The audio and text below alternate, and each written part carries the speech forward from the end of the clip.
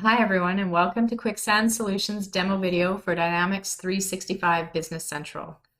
There's many tips and tricks with Business Central, but today we're going to focus on personalizing our screens.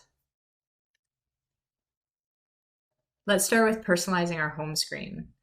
Personalizing helps with the usability in Business Central. So any page that you're on in Business Central, you have the ability to personalize it. You do this by selecting the gear icon in the top right corner and then personalize. You can see that your screen changes slightly. If you hover over items, you'll see this red icon. That red icon allows you to hide, show, or move any of the items that you're hovering over. So let's just start by hiding these sales items.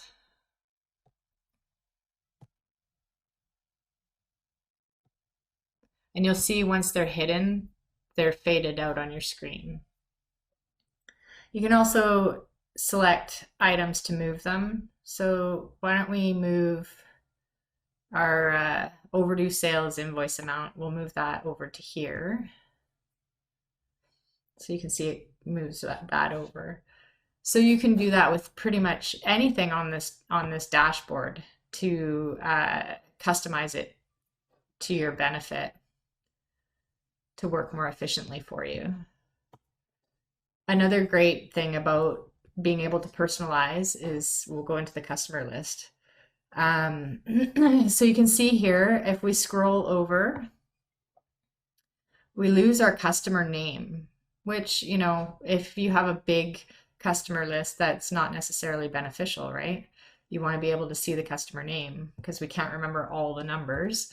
So what you can do is go into personalize once again, and you can move it, you can go to your icon to where you want to freeze your screen, and you can set that freeze pane so that when you scroll, you're actually scrolling and seeing the customer name still.